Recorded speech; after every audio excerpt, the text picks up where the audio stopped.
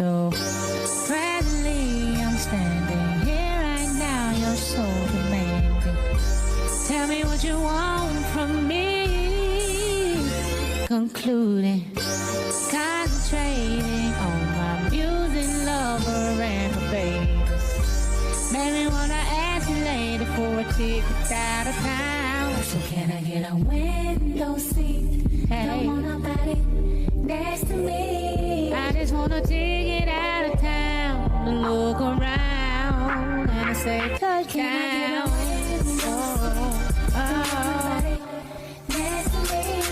I just want a chance to fly, a chance to cry, and then I'll bye. Oh,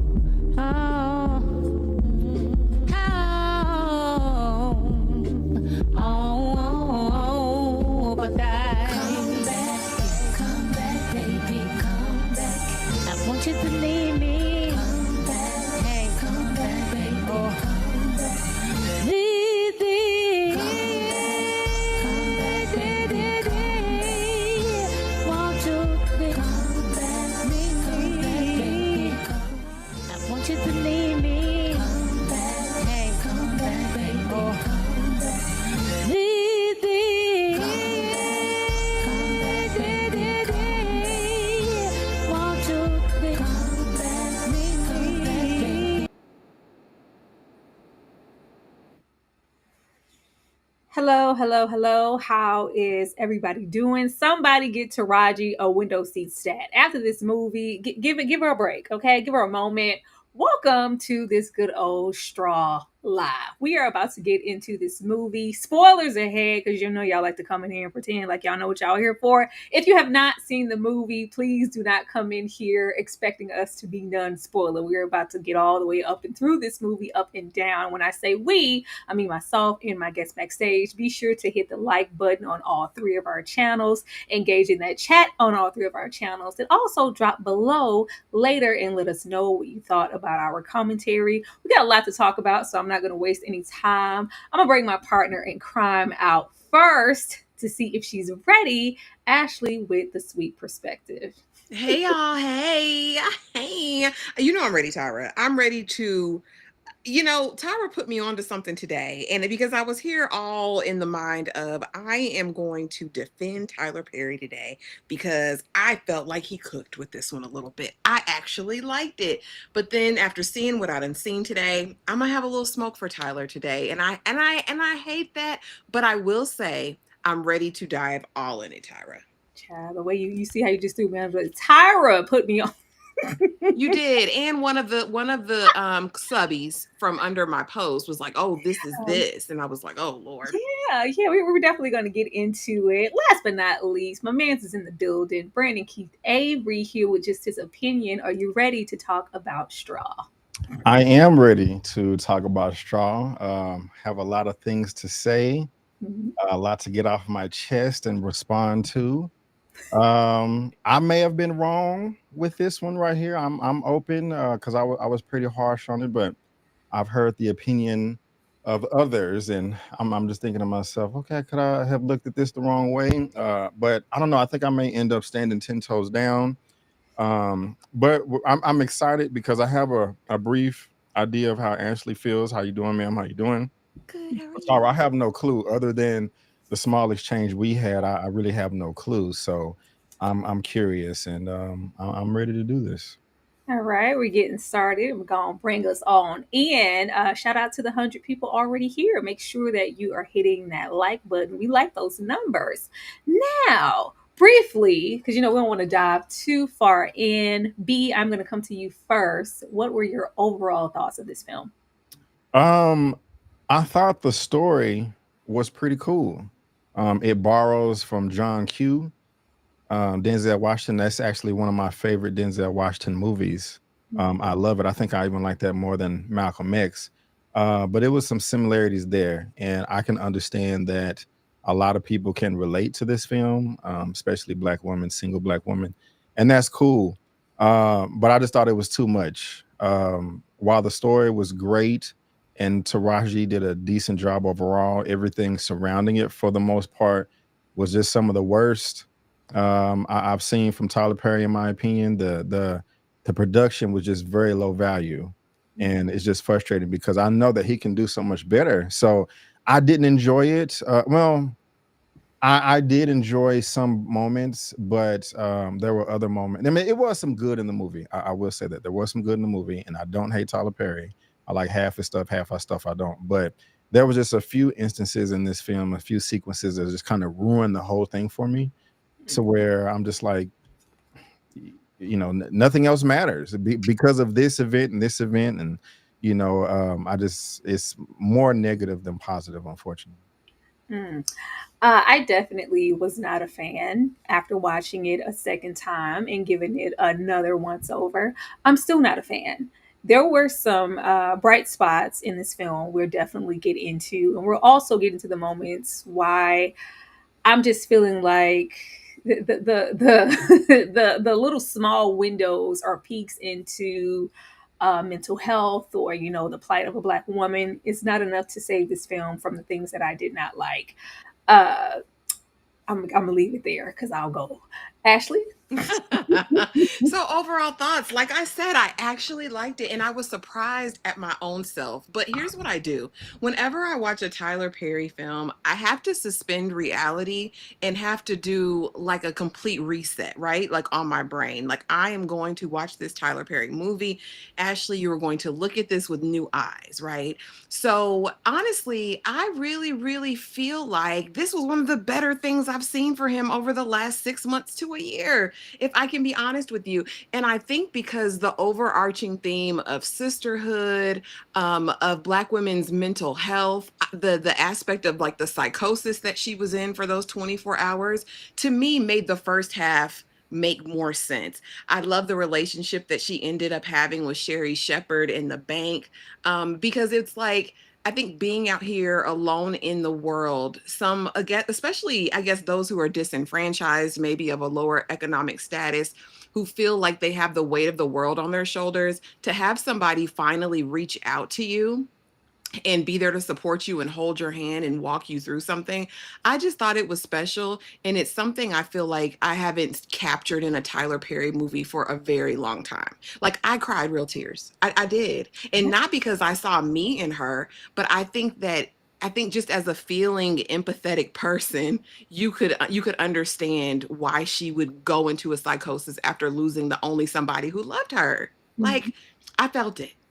Yeah, and I love that. I love how divisive this film can be. It makes for good conversation because I watched it and I didn't feel anything. I didn't feel any. I did not. I was just waiting. Like, oh, there's that, and it says a whole lot about the difference in opinions, but that's okay. That's what we're here to talk about. But getting into Taraji and TP, this is a Tyler Perry production per usual. Writing, directing, producing, all those good things from his studio. This is his fourth collaboration, I believe, with Taraji. Of course, we have Acrimony, we have I Can Do Bad All By Myself, and I also think that she's in A Family That Prays, if I'm getting that one right.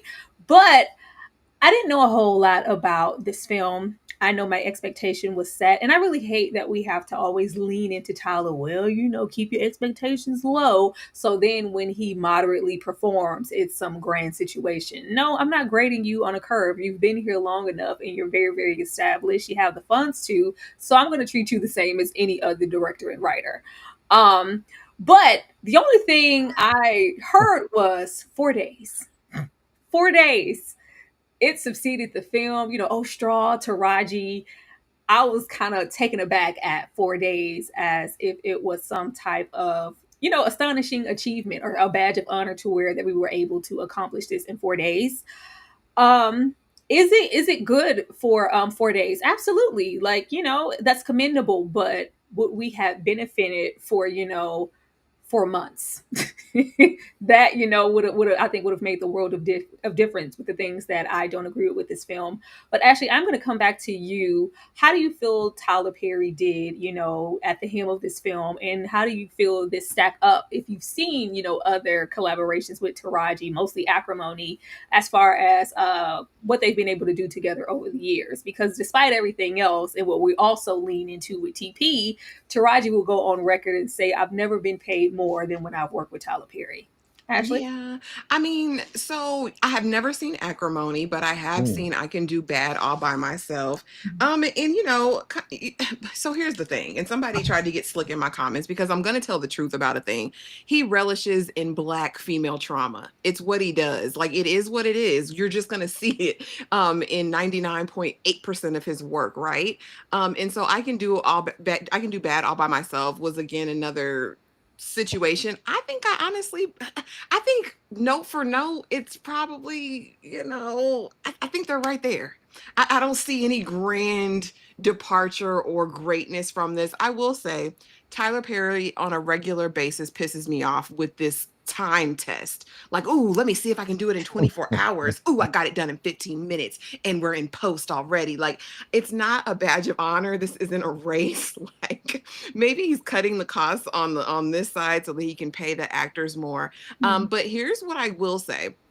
He does have a knack for finding talent. And I will say, unlike a lot of his other films that we've seen, especially lately, I will say Taraji still carried. We've talked about his poor direction and how he will have competent actors come in and underperform for whatever reason. I didn't feel that over here. So for that, is he getting better, or is Taraji just that strong of an actress?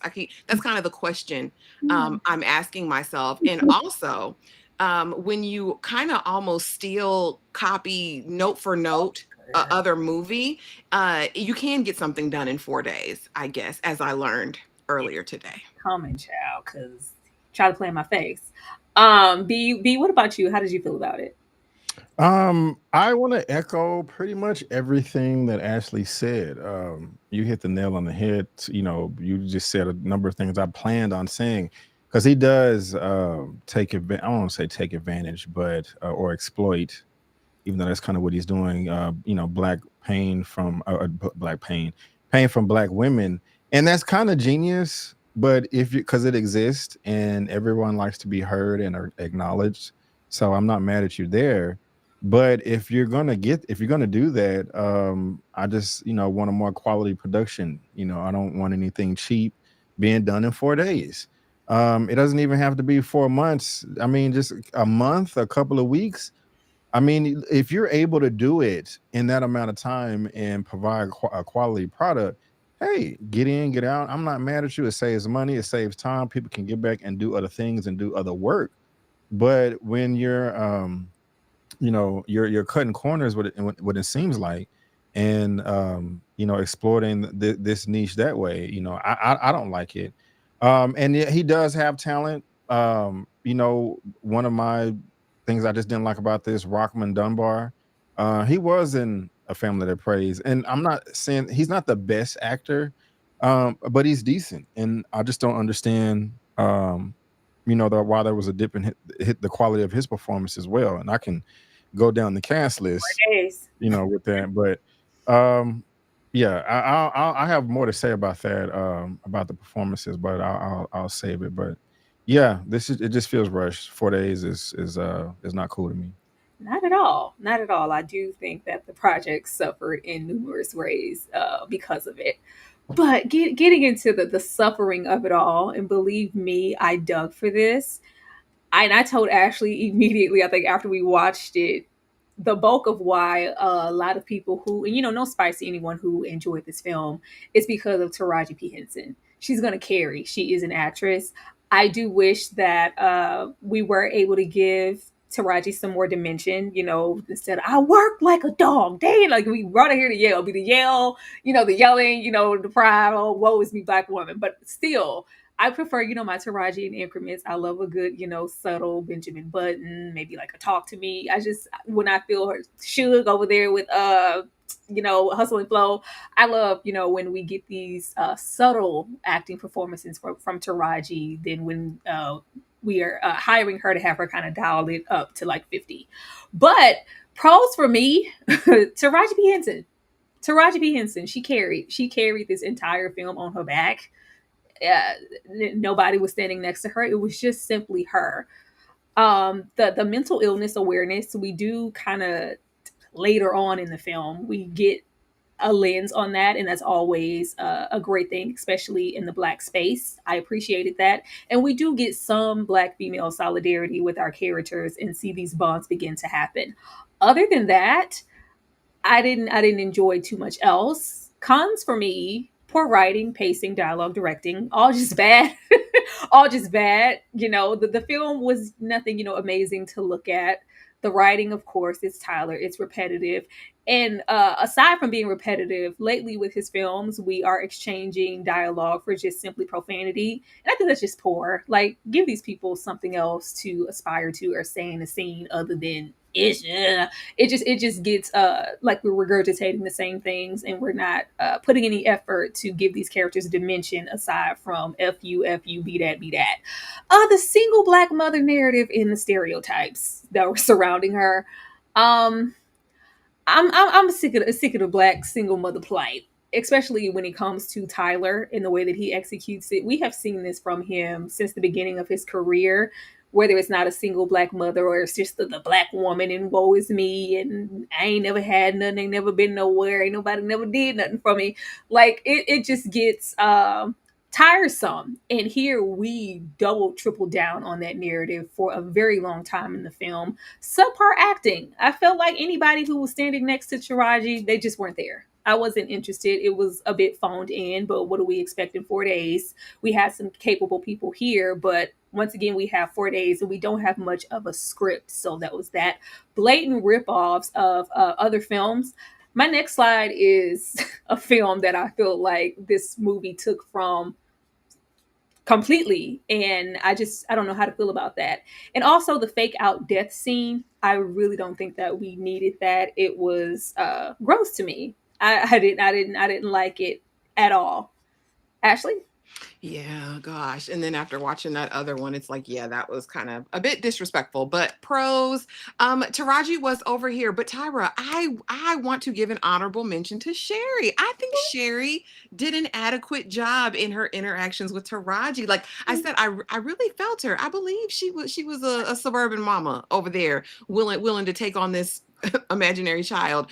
Again, I did appreciate, I appreciate the arc, because I think a lot of people don't acknowledge it, and a lot of people were being kind of insensitive in my comment section around this, like, oh, she was just crazy the whole time, she was just a lunatic, she was crazy. And I don't think people understand the amount of people who enter into psychosis on a daily basis, whether it's from trauma, whether it's from just a simple mental break, or some being predisposed to some other mental illness. So I like that we approached it, and I liked the twist in the story. I liked that this was most of this was in her mind, what she had kind of created and imagined, due to the loss of her child.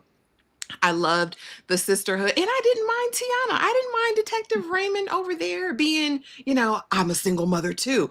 I think compared to most 99% of Tyler Perry's films, this was very low key compared to the extremes that we get, other than in the first half. Okay, I'll give it to you. In the first half, in the latter portion of the film, I feel like this was probably one of the most grounded stories we've heard him tell. But definitely the Black women solidarity, even from the outside, right? When they live stream it and you see all these women out here, free Janiyah, all that. I liked the premise. Like I said, I like delving into the realm of psychosis because it is a real thing and it happens often. As far as cons, I mean, I agree with you. I agree. I mean, you're not wrong, Queen. Like, as far as the tropes and the stereotypes, that's just what Tyler's gonna do. And so and it's probably me, and maybe it's not fair, but it's a reality. I don't judge his works the way I would judge anybody else's works. I just don't. I have to come into it in order to get any sort of anything from any of his work. I can't look at it like I do other things, because it's never It's never going to be That's anything but. awful. And I just feel like it's futile, honestly, That's to do that. awful. What Niecy Nash said, I'm not eating that. I'm not eating that. B, what about you? What were some of your pros and cons, if you had any? Yeah, nice bullet points. Taraji, she was obviously the best in the film, and I just want to say, like, she not as far as how I feel about Taraji. I mean, she's up there. She is talented. You know, not B status, A status caliber actress. You know, some of the best in the game. I think she is Academy Award with worthy. You know, Oscar a caliber actress. So I just want to say that she was the best in this. And I want to give my flowers to Sherry Shepherd as well. She was my second best, one of my favorite characters in the movie. And with Tiana Taylor, I liked her performance when she was conversing with Taraji over the phone, over the PA system, doing the live, the whole John Q moment. That was dope. You know, because she was soft in that moment, she could relate. You know, that was executed nice. But while the acting was great from at least Sherry and Taraji throughout majority of this movie, it was inconsistent at times as well. I enjoyed Sherry, but when they thought that she had a bomb and it was going off, Sherry was like, you don't have to do this, Janaya. We can all leave together. Like that particular scene right there, like what happened to the great acting? Like, you know, you was doing fine, but then this one scene, you know, you just it's as if you started acting yesterday. But I can say the same thing with Taraji. It was good for the most part, but when her apartment is getting rained on outside on the side of the curb, and she, you know, throws her hands up and screams in the air, I'm like, what is that? That was it wasn't sad, it was funny. I mean, you have a great performance throughout this whole movie, but like this particular scene and this particular scene, it's just like, you know, there's no one home, and and that's the same with other people in this film as well. Um, I don't understand why he also has great talent in his films tailored up with somebody that is not in the same realm as acting. I like Glenn Turman, Mhm. but while she's responding great with no attitude, trying to be constructive, Evil. I saw you. You said you was going to the bank. No, you said you was going to the school, but so and so saw you at the bank. I mean, it was like cartoonish, but she's acting really well. Just like I had to go get the money to give my daughter food or money for school, and then he's responding. It's like you have a fantastic actress with a subpar actor in the same scene. Like, why can't it all be either subpar or bad, or it all be, you know, the best in the business? This mixture of the two is very jarring to me. Um, I did like the, you know, some female black solidarity that you have there as well, but the way we got there was horrible with the men abandoning the bank.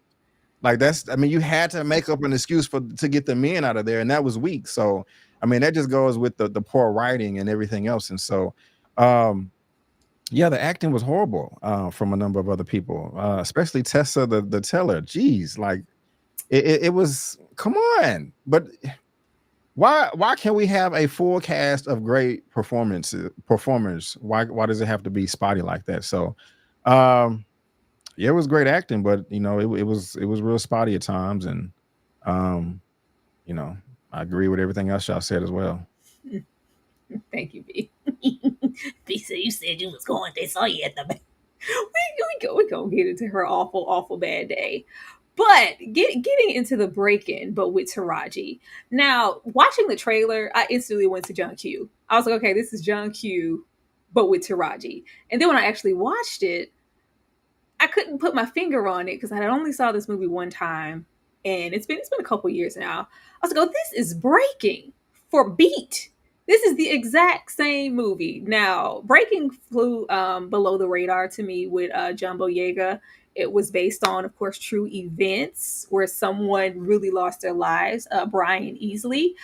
And I'm not sure if everyone has seen that film, but almost from front to back, apart from maybe the beginning of this film, is completely breaking.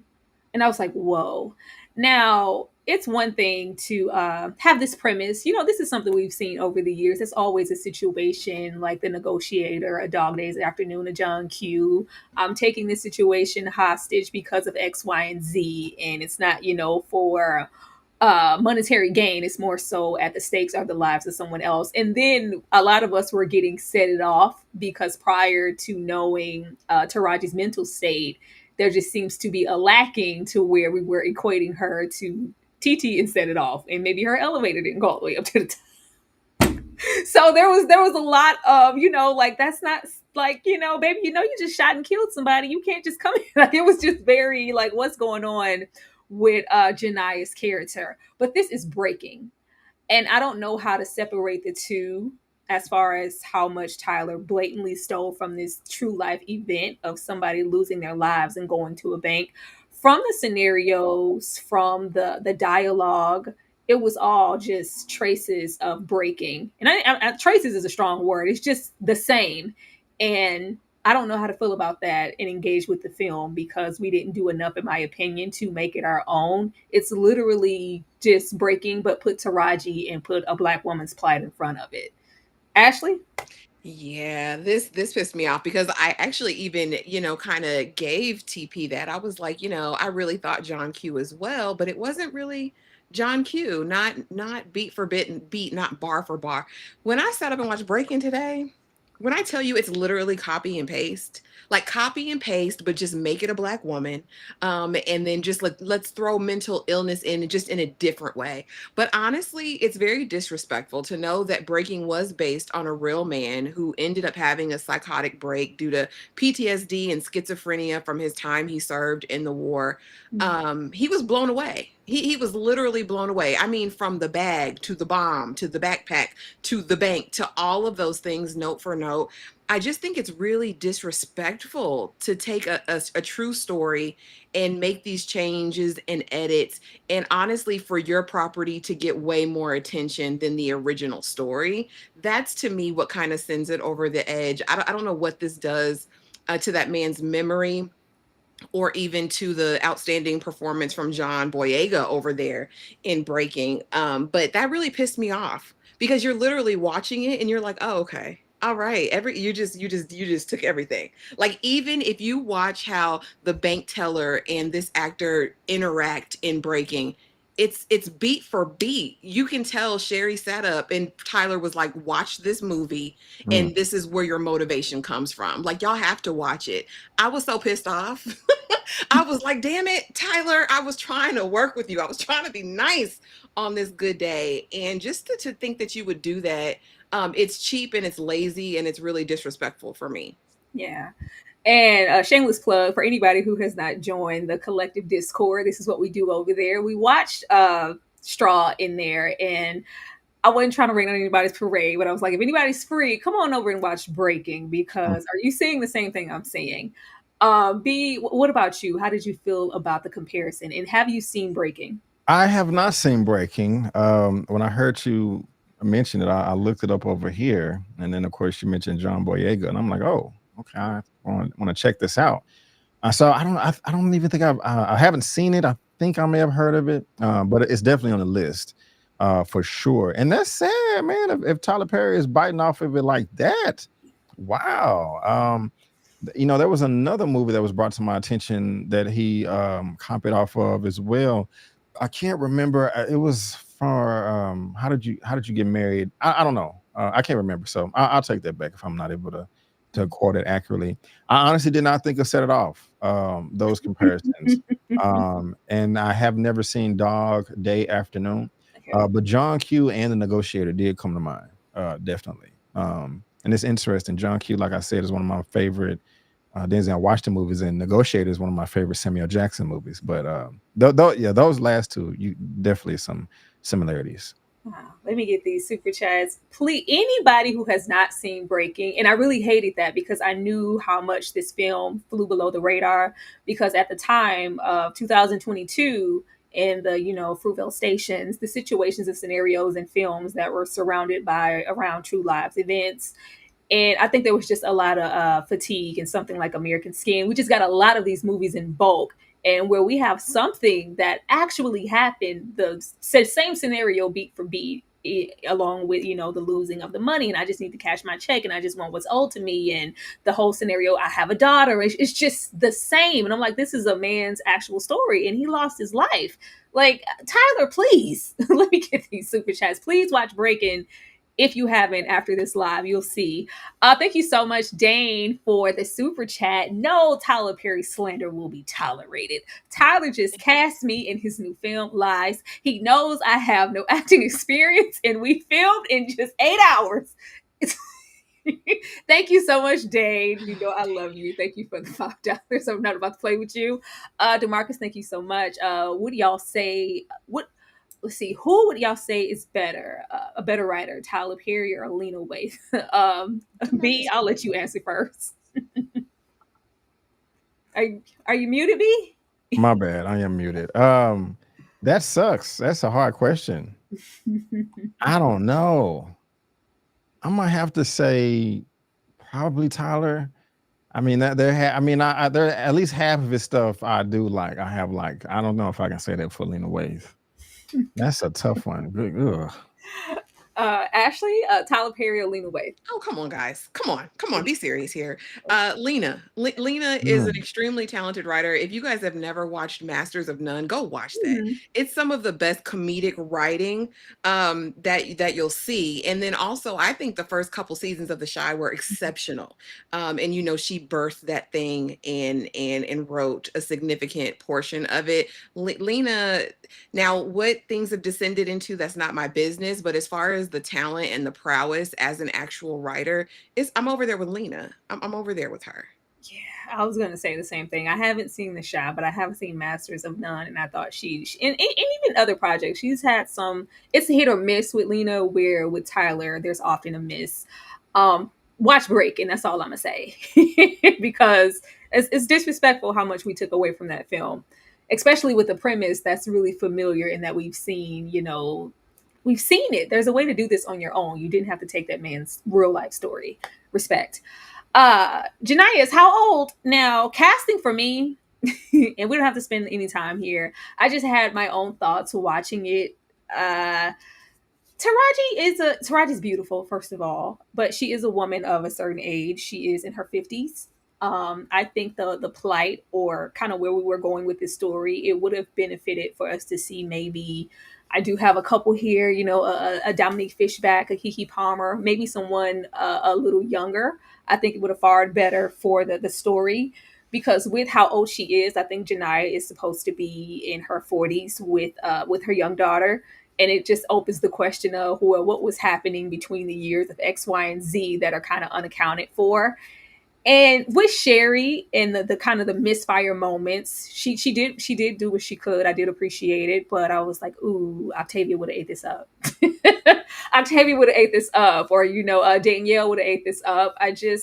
I wish Tyler took some more time to be more selective and thought about a little bit of everything. And not to ever say that I don't want to see these women working or getting a paycheck or all those good things. That's always great.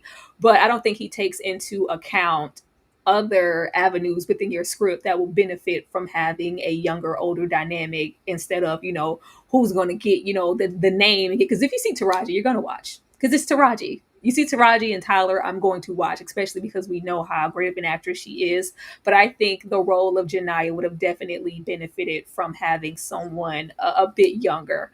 And then we have, what we would consider to be vets, like a Glenn Turman. Like, why you got this man over here acting like this?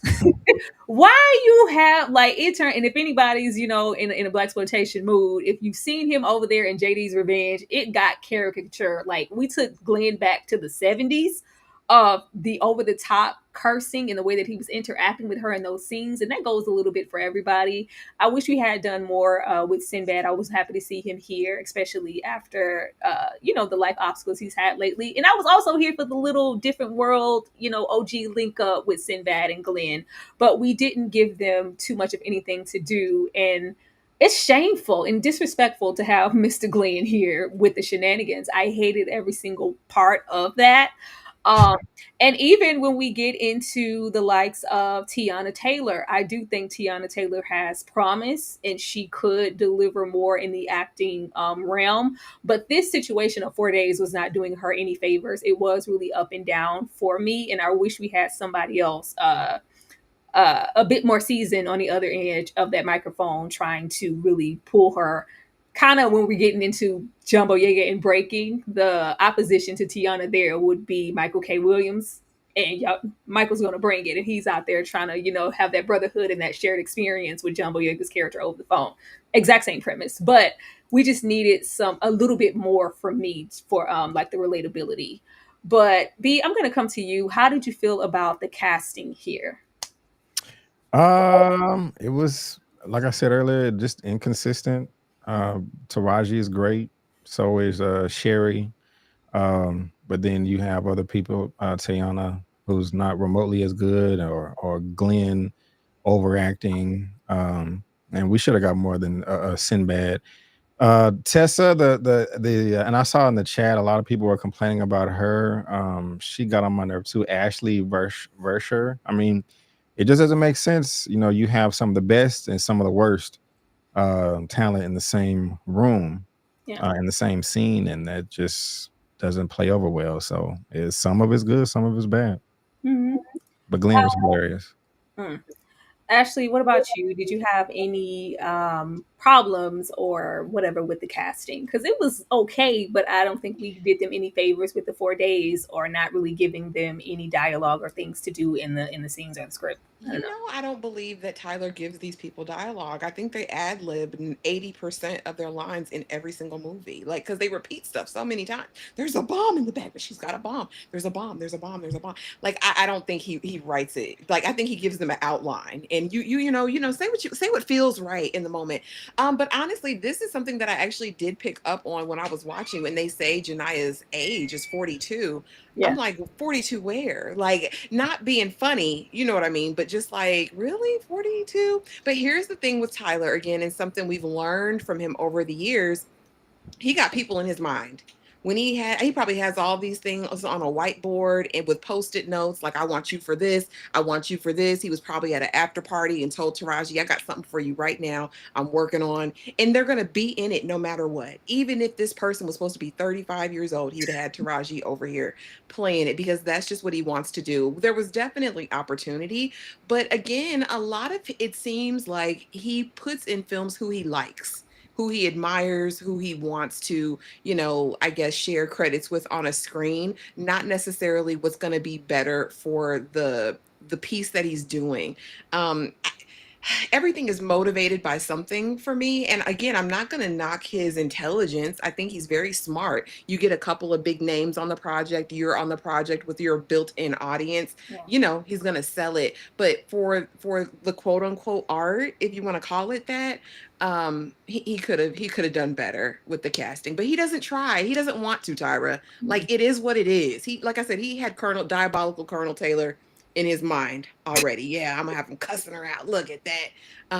But I was glad to see Sinbad. It was just, that was just nostalgic and refreshing, and like, oh, even though he did look still bad a little bit, but it's better than what I thought he was gonna be. So I was glad to see Sinbad over there. I was glad to see everyone here, but with the carelessness of the casting, it's always hot and cold in the scene and inconsistent. Like, it just doesn't do his film any favors. I just need him to do better. That's all. Like, Yeah, I like in the 688, one of the best people was Kerry Washington, and Duplicity, Tyler Lepley, and Ron Rico, and in this Taraji and Sherry. Why can't we get like all 5 or 6 of them together in one film instead of just scattered out over the year? I just think the quality would be better. And you're right, Ashley. They probably don't have a script. They just says, "Hey, this is the scene," and freestyle it. oh, that's awful. That's awful. But with this film, back to that pacing being, hitting the level of 2 hours, child, this never needed to be that long. But that first half, we're disrespected, we're harassed, we're evicted, we're robbed in CPS. Jania's having a bad day, and that's an understatement. Everyone is from the pits of hell in this universe. They are. Everyone. This immediately had me put a wall up where I shouldn't. First, we don't have a moment to breathe. We are met with Jania's conditions, the living, the lacking, the oh my god, the whoa. There isn't a lot of, and I forgot this baby's name. What was their daughter's name? I kept calling him little Marseille Martin with the little glasses in the hair. I was like, look at this little Marseille Martin baby.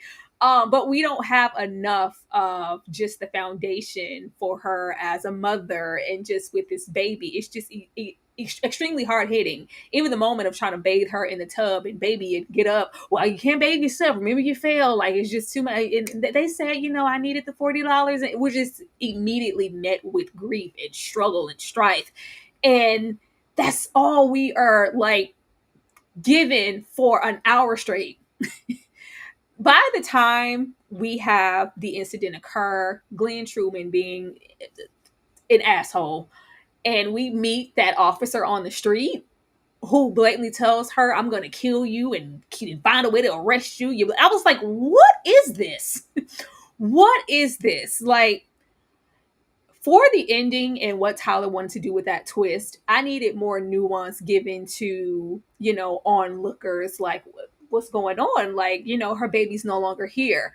We weren't at all focused on that in the beginning of this film. It was everybody needs to be held on wheels, from the random customer, her as a cashier, the person saying, like, it was just one thing after the other. The lady who's, eviction, like, it was crass. I was like, oh my gosh. I understand why and what he was trying to do to get her to a breaking point, and also us as an audience.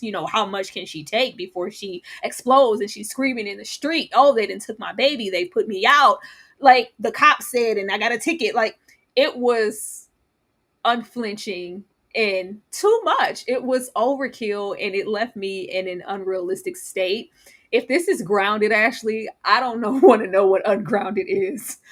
B, how did you feel prior Damn, say to it and just skip over me, Tyra. Go on, I'll get no, to you. no, prior to us getting into the bank, B, because that's when we kind of take our foot off the gas. How did you feel about every single incident that we had Janaya go through? This was ridiculous. In my review, I said that yes, all of these things are realistic and they can happen to a person. Maybe a few of them can happen to you. But it was like 12 events back to back in like the free 3-4 hour period. That's just, come on, man. That's just nonsensical. And can I talk about the bank? Can I like, how deep can I go? You That can. is one of the dumbest, most retarded scenes I have ever seen in my entire life for multiple reasons. Like, Richard Glenn Turman's character was an idiot, and so was Taraji. Janaya, I don't understand what Tyler was thinking, how he could pull this rabbit out of a hat, because it just didn't work. Like, okay, I don't want to get too excited. This ruined the whole movie for me.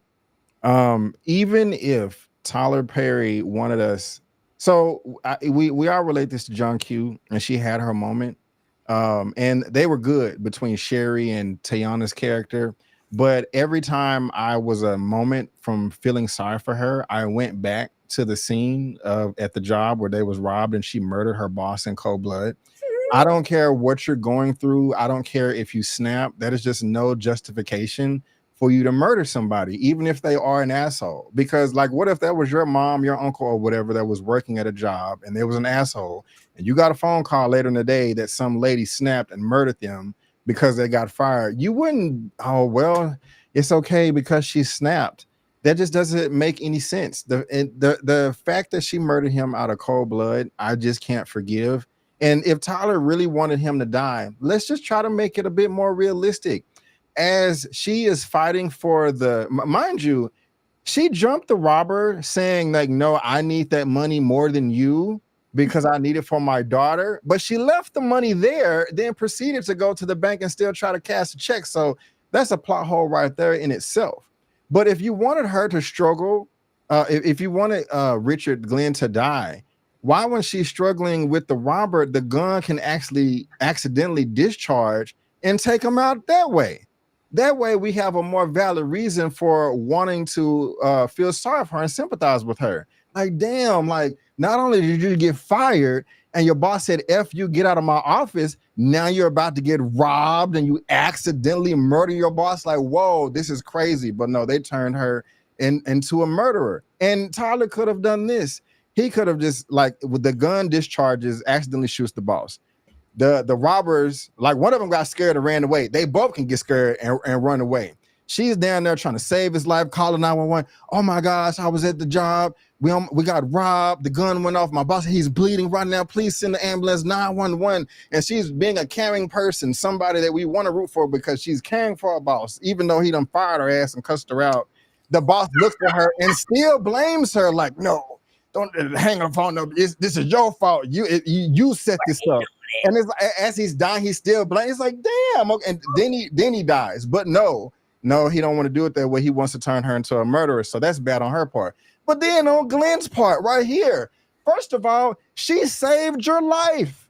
You had a gun pointed at you, and she shot the robber and stopped your store from getting robbed. So instead of like, oh my gosh, Janaya, thank you so much for saving my life.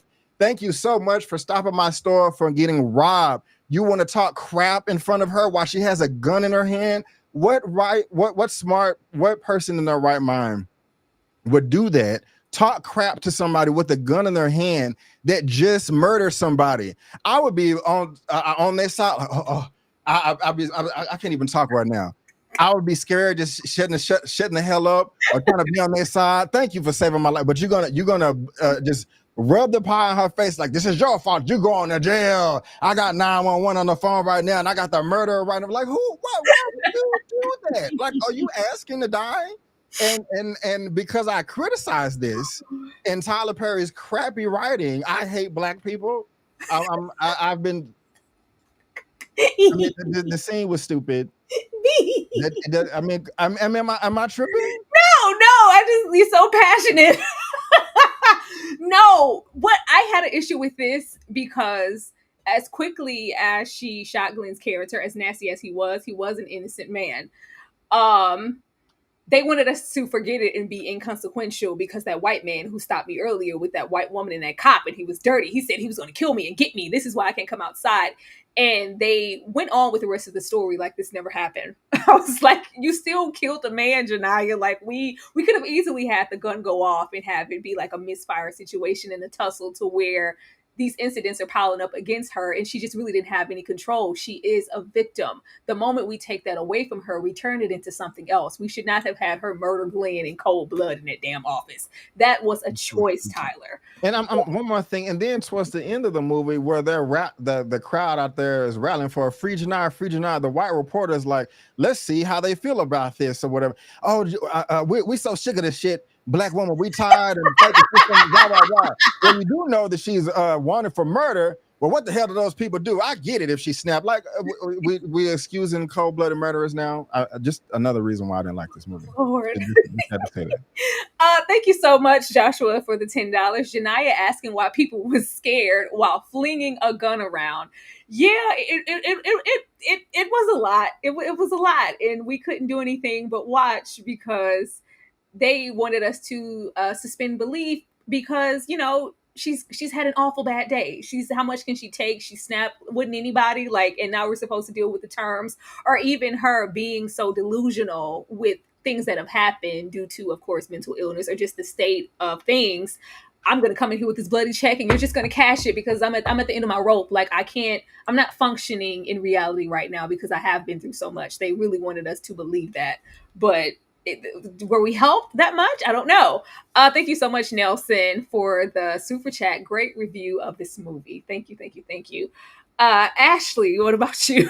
Okay, finally, golly. Now, I said halfway grounded towards the end is what I said, Tyra, but we all know that the first part of this was Alexander's terrible, horrible, no good, very bad day. That's exactly what it was. But to me, it came full circle because, like I said, a person being in psychosis, that may not actually be the way things were, but that was her perception of how everyone reacted because it was over the top. From throwing the beer bottle in the grocery store, for she was every kind of bee in the book, to going back, to doing all those things. While the final result was what it was, I think she popped, diabolical Colonel Taylor. I think she did all those things, but I don't necessarily believe that how she perceived reality in that moment was grounded in reality. I think that was her psychosis.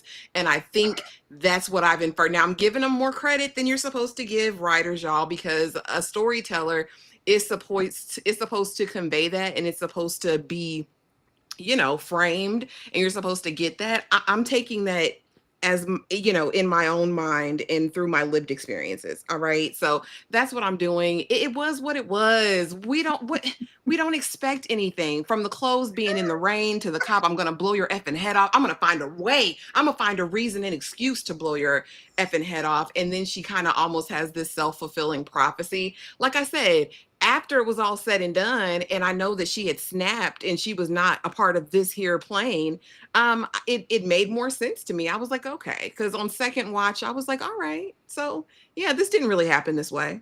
None of this happened the way that we No, saw it. It was her no, perception. no, we cannot. I'm not giving Tyler that. He put that little raggedy ass twist on the end just so he could have that window of, well, was it all real? We You know really what don't I'm saying? know. We really don't know what all took place with Janiyah, because it was all a Tough. dream. Like, this ain't Biggie. This ain't a Big. Y'all not about to play on me and my time that we spent with this nonsense. Even if we were supposed to go that route, every single moment that she had of acting in this way, we should have had people looking concerned, like, what is going on? It was too much of people just acting normal. Yes, Most we yes. had was this situation at the school where she went to drop her baby off, and we have the teacher looking like, well, why is she here, or why? But we can't have that, and then in the same turn call her in here for the $40 for the lunch, and she's literally yelling, "Y'all trying to take my baby? Oh, it's I bathed her. And the lady just stood there. Nobody thought anything of it. Like, it just wasn't enough, continuity wise, for that ending to track. I'm not handing that dog no more bones. I'm sorry. And the extras gotta perform too. Like I put in the private chat, I forgot about the bottle throw. Yeah. That's why I was laughing. And look, I'm not gonna say that can't happen, because dudes will do some crazy stuff if the woman denies a phone number. You know what I'm saying? So I'm not trying to say that's not reality. However, it was too many women else surrounding and in line, or just customers in general, for them not to respond to that and like go after that dude, call him out, pull out their phones, get them on live or whatever. Like everybody just kind of standing around, like Tyra said, not being normal. I mean, that just wouldn't have flied in the real world. Like somebody would have said something. What fixes this is, once we get to the ending, like they tried to do briefly with the teacher looking haphazardly, like, who is she dropping off? Her baby's no longer with us. You go back to every single incident and scenario where you have Glenn Truman screaming at her friend, like, oh, he was just talking to her like a normal person. This person didn't throw this bottle at her. Or even when she was pulled over by the officer, it wasn't this type of exchange. Just mentally, because of where she is, that's what she heard. You didn't give us that, so I'm not giving you nothing in return. I am not playing these games with Tyler. I'm not. I refuse. I'm sick of. We always got to hand him a damn bone. Yeah. No, we got to write it and fix it and create situations for him, and I'm not doing that. Bombs, outcries, and the cash in this check. Now, in the midst of this bank, we have the plight of it all, and we have Janiyah in here acting like she ain't never seen a cold glass of water, or AC. Like, I just never. Oh, God. It was so much, and I did understand her situation, and the struggle of it all, and the poverty, and I'm barely holding on as a mother, and I'm trying to do it all, and nobody understands. We have these women surrounding her who are trying to either give understanding, or you either have kind of the older generation. Y'all ain't never, you have these different perspectives from everyone, and I see what Tyler was trying to do, but in the in the midst of it, we get Sherry or Nicole, that this interesting kind of dynamic of, it was kind of push and pull with Sherry's character, because at sometimes you would have her really endearing, but you didn't know at certain points whether or not it was authentic.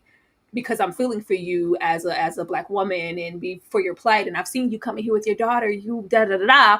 Or okay, she has a couple of screws loose. Let me handle her with kid gloves to get us out of the situation. I just really didn't know, because are you sincere, or girl, you got a bomb, so I'm gonna say whatever I need to. I don't know.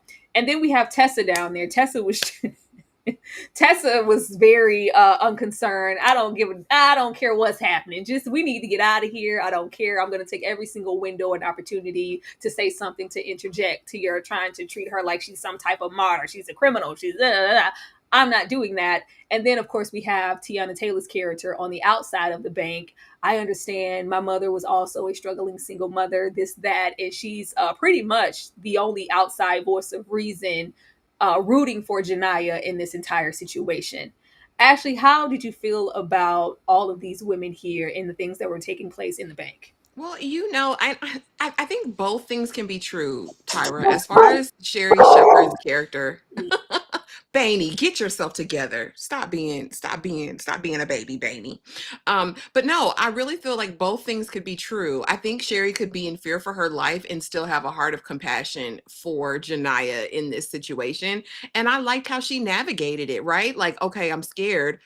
Yeah, don't do it. You don't have to do it. You have to do it, Janiyah. Don't do it. Don't do it. Like, girl, it's a science project. Okay. Then things shift and I can really focus in on who you are as a person. And then even understanding that she knew that Janiyah had lost the baby the night before, I think it lent itself to giving her more grace. At least that's what I felt with Sherry's interaction with her. Like, okay, I already know this. I already know she's damaged, broken. After I know this isn't a real incendiary device, now I can really kind of talk to her and be there for her and help walk her through it, because she's clearly unhinged. Clearly unhinged. I think that's an awareness that Sherry's character had long before anybody else did. I'm not mad at the teller. I'm not mad, girl, Mm. because I don't want to be here either. It's hot. Janiyah over here talking about, you think this is heat?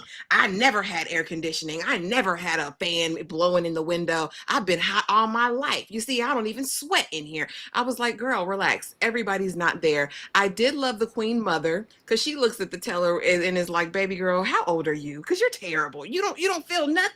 No, I feel like I want to go home. I feel like I don't want to be here anymore in this situation. I think that's a true depiction of what people would do in this circumstance, not knowing or even knowing what the conditions are. I don't give a damn about you, Janiyah, and your situation. I just want to make it out of here alive.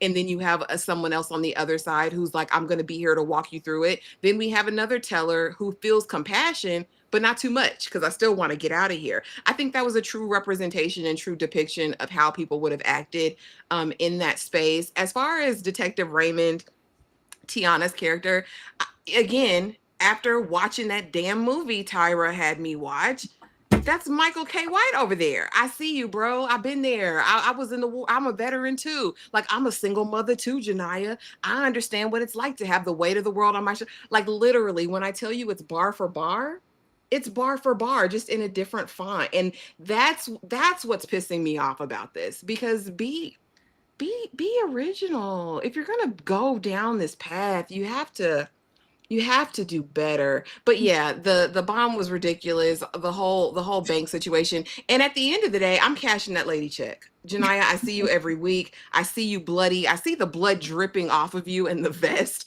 I know you're not hint. I know you're not all there.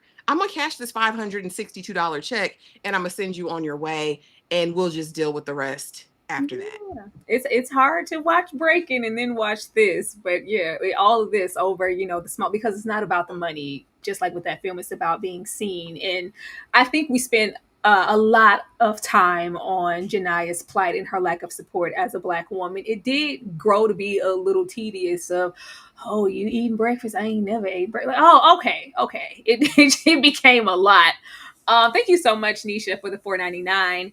It was her bag. It was in her bag with her daughter's meds that she needed, not the money. So she's saying it was about, I think it's for UB, about why she said, I need this more than you do. The robbers were trying to put the money in her bag and take it. So, Oh, yeah. okay. And seeing we got one more here. Um, Go all the way down. Dane, thank you so much for the super chat. How would y'all rank this against it? I'm not about to play with you, and we ain't gonna put this nowhere near sentence. These are Yeah. two different situations. B, what about you? How did you feel about her outcries for help and support, and why she was even in the situation, as well as all the women who were surrounding her? First, shout out to that super chat person. Good point. I like when I miss stuff, and that made sense. So good stuff right there. And we're not going to compare this to Sinners, but by the end of this, I was going to ask y'all, do y'all want to compare this to John Q? But we can come back to that. Tyra, I do agree with you as far as saying I wasn't sure what side of the aisle Sherry Nicole was on either. Was she genuinely wanting to help and felt sorry for her, or was it because she had a bomb in the bag and she trying to get out of there alive? But actually, I do agree with you. Both can be true, because I mean, just as simple as that. Like, damn, you got a bomb, but I feel sorry for you, but you are tripping. You know what I'm saying? We're gonna get you some help, but we're not friends yet. So I feel you. The whole bomb thing was just another stupid caveat that they threw in here. I mean, my gosh. Now, I was talking to my stylist earlier today about this, and she brought up a point, just because we was talking about, I was like, hey, Tyler Perry, oh wow, I already saw it and I loved it, and for some of the reasons we did, but she talked about how poor the quality is. But she was like, you know what? I like that they highlighted somebody in the hood that don't have nothing, but they're still trying to get their daughter involved in STEM and science projects, etc. I was like, you know what? That's cool right there. You know what I'm saying? Instead of them just knowing their alphabet, they trying to make science projects. However, did it have to be a device that looked like a bomb? I mean, come on now. Like, not even the smartest person knows what a bomb looks like. So Janaya could have been like, baby, I know you're passionate about this, but I'm gonna have to let you redo this science project again, because it looks like it's gonna blow somebody up. And so the fact that that's just never explored, and Tyler used this MacGuffin as a reason to keep them in the bank, like, just out of everything else, she just also happened to be accused of having a bomb. Like, she don't have $40. Go ahead. This is when we go back to breaking, because that's his whole narrative of, taking over the bank. And the threat is, I have a bomb. I'm in here with these two tellers. But of course, in the end, it's a different situation. But he had a bomb. I think Tyler was trying to stick too close to that. Okay. That makes it worse. Yeah. I'm gonna put a pin. I'm gonna put a pin in it, and I'm gonna come over to Tessa. She frustrated the hell out of me. Again, going back to your earlier slide, Tyra, you have a great actress as Taraji, but then you have a super subpar actress with Tessa, the bank teller. I mean, not that this is just some flex, but I was a teller in a personal bank before, so I have a little bit of experience. No one is going to react that way when you're getting robbed, especially if you know the person. And if you are, like, find another job. But she would have been fired. This was easy. The check was only $521. You already had the money right there on the counter. You could have just easily slid this over like this is a domino or cards game and gave her what she wanted. She wasn't asking for 5 stacks, 50 stacks. I mean, just simple solutions that are being ignored. Like, they're throwing money at her. Like, that is just that's I mean, it's Tyler. It's like all you had to do was contact a bank or tell a personal banker, which is not hard for you. Like, what is the procedure when somebody is getting robbed? What are the do's and what are the don'ts? What will make you keep your job? What will make you not keep your job? But they just they're throwing money, and it's. I mean, I'm like, okay, I'm supposed to take this seriously. But going back to the bomb thing, that really frustrated me. When Tayana Taylor's character got her on the phone and they was doing the whole John Q thing, and she was going live, and she was like, oh, y'all think I'm trying to rob the bank? I wasn't trying to rob the bank. Well, actually, right before that, that's what the hostages were saying. Like, why you, if you're not trying to rob the bank, why are you doing this? Oh, this is not even my gun. Why couldn't they have a simple line of dialogue just saying, oh, well, baby, you're not trying to rob the bank? Well, you have a gun and you have a bomb in your bag. Why wouldn't you ask that? Now, I thought about it. Now, Nicole was the only character that knew that. And then, but they gave the same chance to Tayana Taylor's character. Like, I'm not trying to rob the bank. I can't come outside because the man is going to shoot me. Oh, Tayana Taylor's character had to say, well, baby, do you understand how it looks? You have a gun and you have a bomb in your bag. But they didn't want to ask that, but they both knew. But no, the movie will be over then because Taraji Janaya could have came at that point and said, "Oh, y'all think I have a bomb in the bag? No, this is not a bomb. This is my daughter's science project." And they had the video surveillance center as well, but no, that didn't happen until 12 hours later at the end of the movie when it was nighttime. So I mean, just poor, crappy writing. And examples of how Tyler rushes through this and doesn't, iron out the kinks. But the whole check cash and bomb thing was stupid because of that. Please make sure you watch Breaking, because the bomb is so significant in the small amount of the check, and we're throwing money at this person like whatever you need. And it's just like, it's not about the money, it's really not about the check. I just want to be heard and be seen. That's such a theme in there, along with that bomb. It's never a threat, it's just really to get into the plight of our leads here and what the staging or the situation in the bank was really about. Like, it was never about the money or the bombing of it all, or it not really being a bomb at all. I never meant to be a threat really to anybody. I just want what's owed to me, and for someone to acknowledge what I'm going through. It was just beat for beat, and Tyler, stop this. Just stop doing it. But I think it makes more sense when you go over and watch Breaking, personally. But according to the ending, I would guess, and that's probably me doing more favors to Tyler's script than I should. But they want to kill me. He wants to. I'm gonna go out there and he's gonna kill me. And even just the glimpses of the lacking in a mental stability, I feel like all the inconsistencies with Taraji's Janaya's behavior were supposed to make sense. Even, the why y'all scared? I'm not gonna kill anybody and I'm waving a gun around, or you're tapping, on the desk and the bloody check and I just want what's owed to me, and oh, the bomb, and oh god, like, it's the behavior or just the inconsistencies of, why is she acting like this? So what's really going on? Ashley, for you, did it all make sense in the end? Do you feel like we got enough glimpses of just this psychosis, or if you will, for it to become a full circle thing towards the end? So here's the thing. I think it's hard to quantify or categorize a mental break, period, because it's so unpredictable. And so I think that's where Tyler does have room here. Like I said, I was touched in a moment. I was like, oh damn, like she really, damn, her baby died. Like it makes sense in that capacity, because you don't know what anyone will do when something so traumatic happens to them. So I think it was smart of him to introduce this. But I also agree with Critical Thinker, who said earlier in the chat yesterday it was probably a copyright situation. He had to throw something in there to give him some wiggle room, because the narrative is so closely knit to the other film.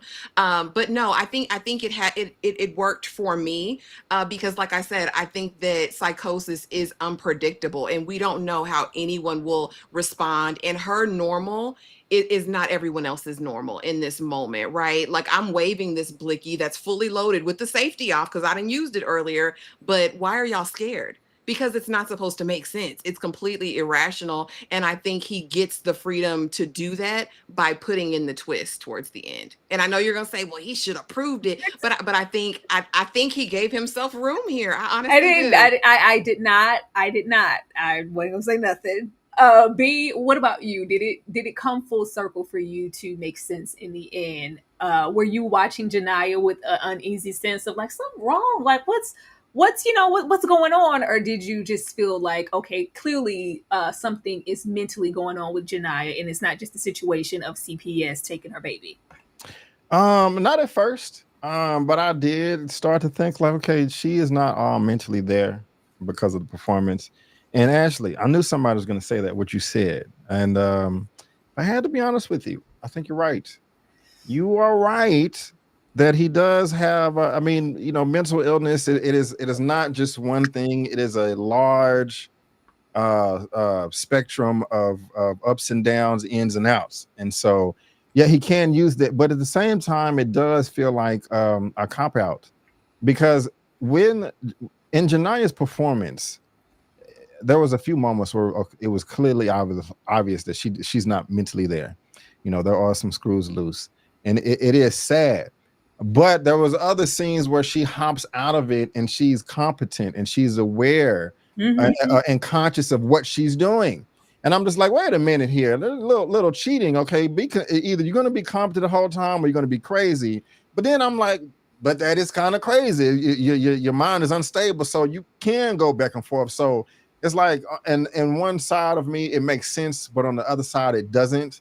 And so because you can't just sum up mental illness in one thing. It is, and I'm clearly no expert, but I know it's vast. But like as she's monologuing, oh, and this is going on and this going on and and she starts roaring. I'm like, whoa, that's crazy good. But then she's like, let down the blinds, let's go back and cut the cameras off and cut off the electricity. And it's just like, wait a minute, now you know what you're talking about and you're able to articulate your words to make sense. So I don't know.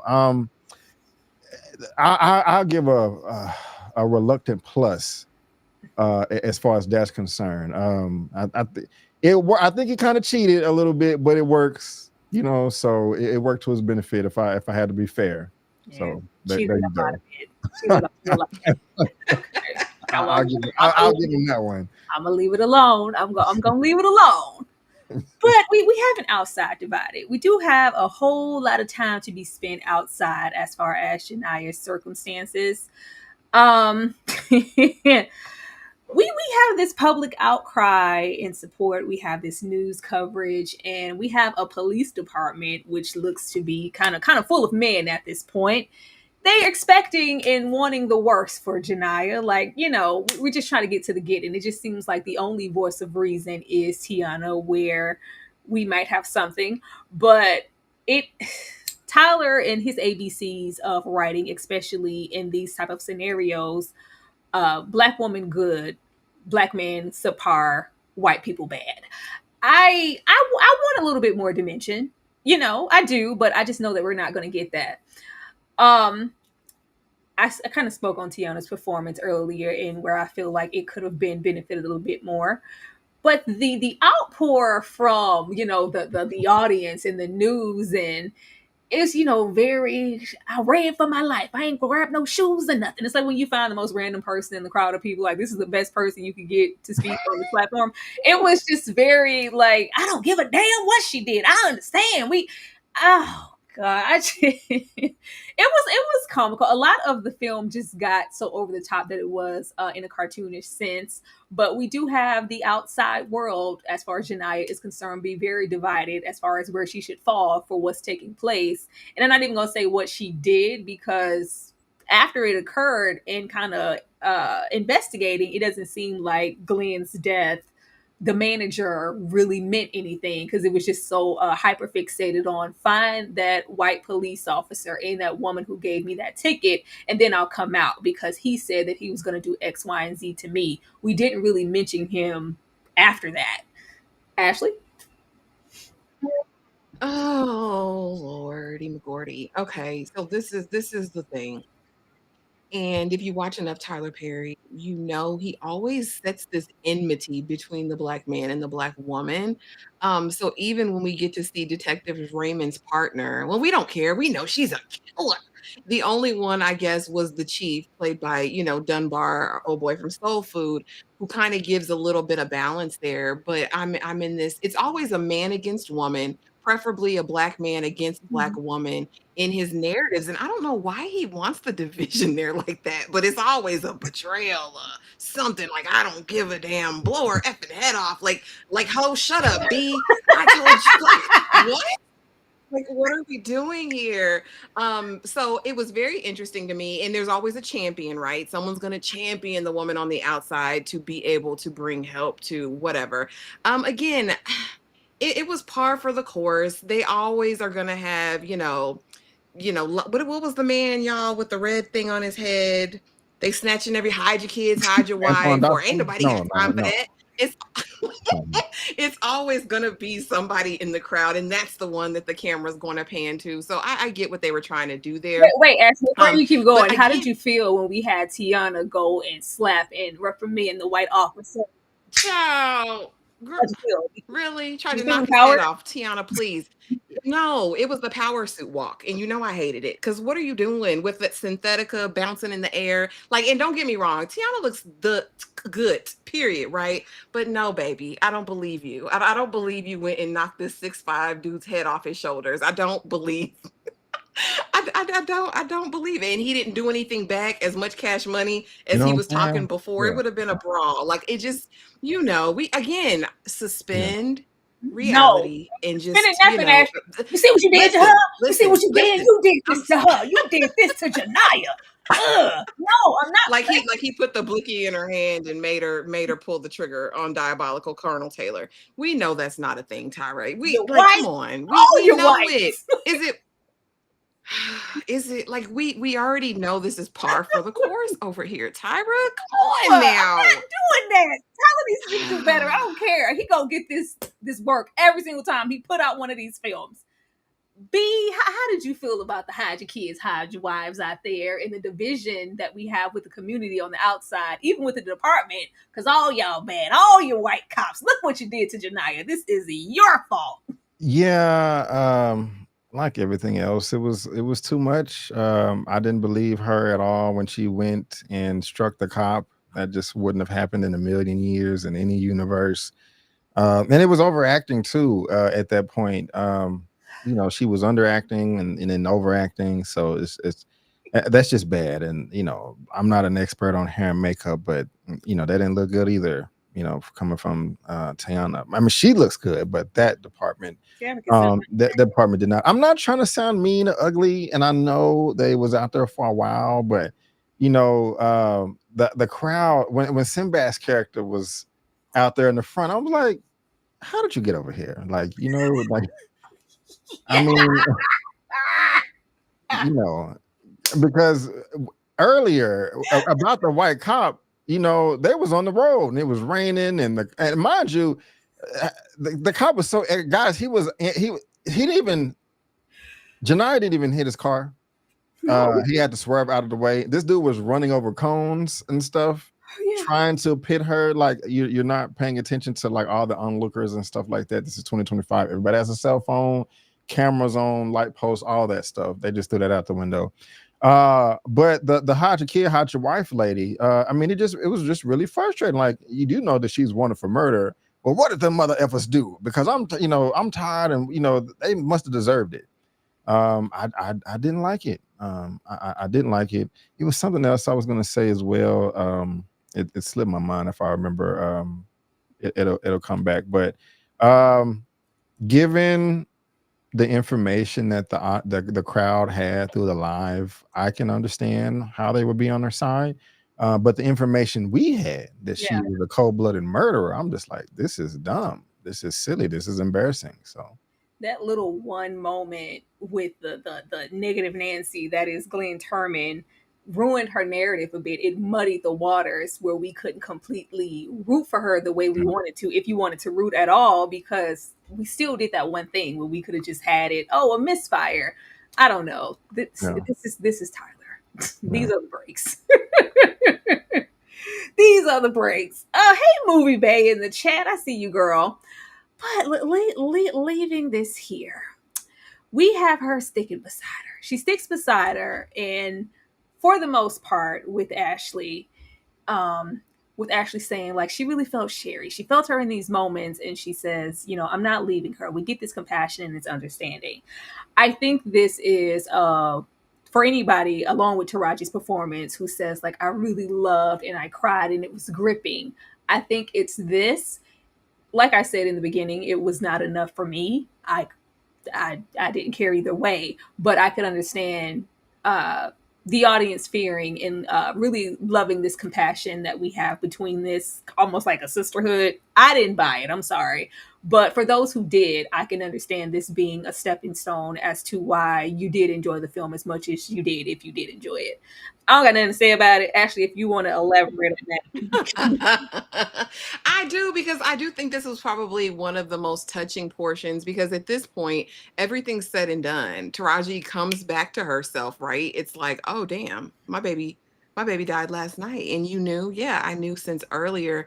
And even in all of that, even in everything you've done, even in all of this behavior, I'm still willing to hold your hand and get you through this. I thought it was touching. I thought it was moving. It was a moment. And I may be menstrual, you know what I'm saying? I may be hormonal. I may be a little bit emo right now, but I cried real tears. The one thing y'all would never have these two ladies do, though, is walk backwards at night in a parking lot. That is crazy as hell to me for all those steps. And you know they have the dips right in front of where you park. Like that was crazy to me. Why are we walking backwards without someone there to guide us? But other than that, yeah, I thought it was very touching. I hope, you know, I'm gonna walk you through there. Put your hands up, Janiyah. Like, let me walk you through this. Let me get you there.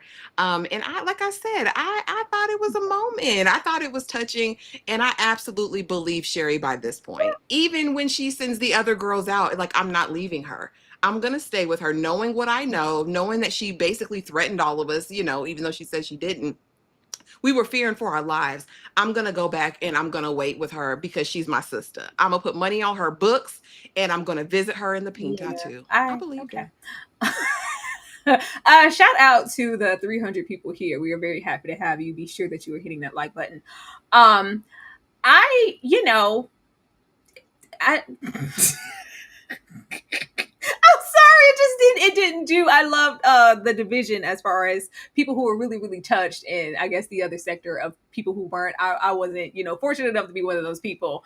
And I think that I can't really delve into, you know, that because there was so much of this. Why did we need a fake out death? If anybody can explain to me why, even prior to the walkout in us having, you know, I'm going to stand here by you and hold your hand. All Janiyah ever wanted was to be supported, be seen, and know that her baby was going to be taken care of. And the fact that Sherry Shepherd's character was, you know, even though we know what happened with the baby, trying to be there for her and be that bridge, it's commendable. But why do we need this fake out death? This was so cheap to me. I thought it was poor. Have we not suffered enough throughout this movie, Tyler?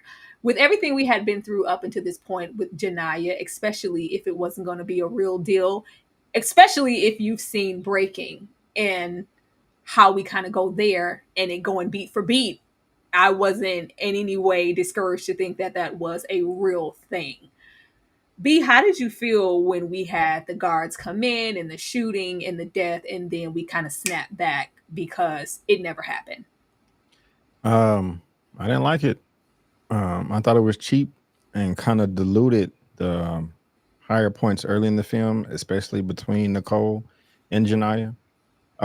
After the John Q live moment, that she was saying that she was cold when they went in the office. Um, it was a scene where she was like, "Oh, I like your perfume or something. Is it a gift?" She was like, "It's from my husband." Showed her the pictures and stuff, and you know that was one of the better scenes in the whole movie to me. But then you have this fake death towards the end, and it just kind of takes that away. And going back to where Nicole said, "I knew the whole time," like, well, how? Like, when did you get that information? Because when she was being sympathetic towards the end, is like, I'm not going to leave her. I was thinking that was just because she realized that it wasn't a bomb anymore, you know. But it's because she felt sorry for her because she knew that her daughter was died the previous day, and this whole day she's been hallucinating.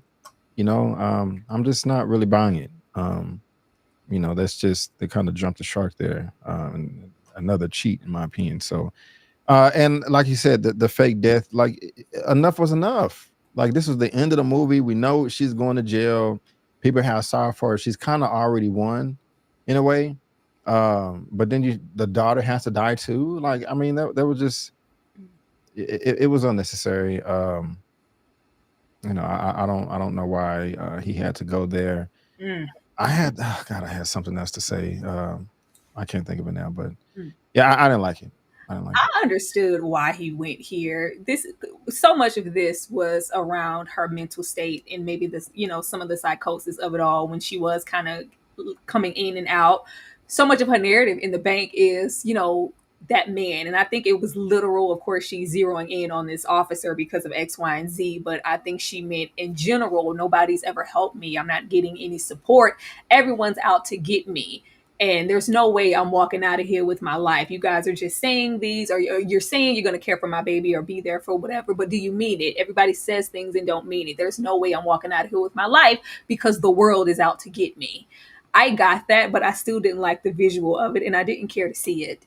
Ashley, fake out death. Yeah, I echo you guys' sentiments that this was definitely cheap, and he wanted to cry, he wanted a tear, and he wanted to traumatize more people. Tyler did Four Color Girls, y'all. He wants to traumatize people. He wants to make you have a moment, right? Because like after all this, they gonna unalive this black woman.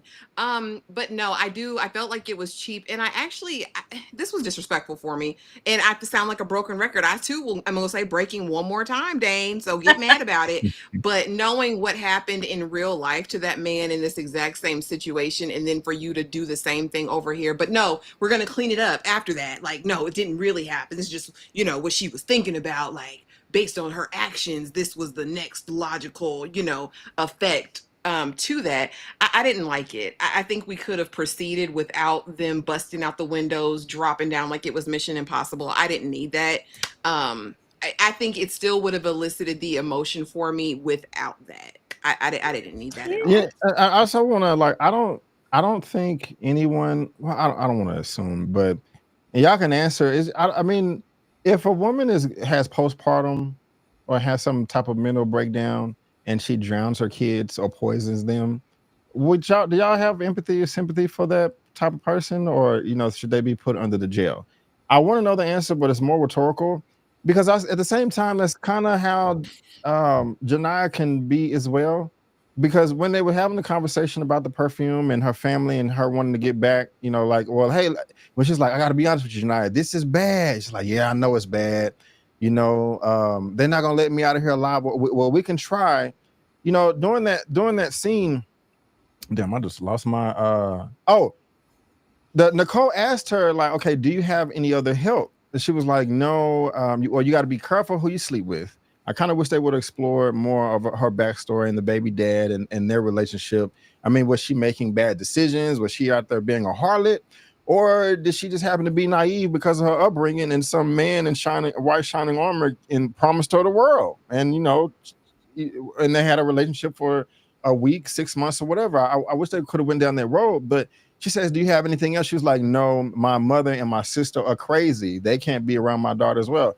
How are they crazy, or are you the crazy one? You are the crazy one here. Like, maybe they have been trying to get the daughter for 3 years because they knew that you couldn't take care of her, and she ends up dead. So nobody wins. Your boss is murdered. Your daughter is gone as well, and you have all this national attention for nothing. So I just thought about that. I know we're kind of I want to get that off my chest as well. There's one more thing too about these black men, but that was important to me. They were just, yeah, I don't have to necessarily have character depth to enjoy a movie, but when you're wanting me to root for them for something, that can assist. Like, there's not much about John Wick. He lost his puppy, but I love those films. But this is completely different, and just kind of cut a lot of corners as far as that aspect is concerned too, in my opinion. I think the whole well, my mother and sister are crazy too. I think the film wanted us to, and I'm assuming, wanted us to believe that she was a good mother, or more upstanding and more conscious or aware of herself mentally before the baby died. I think that was kind of her last straw.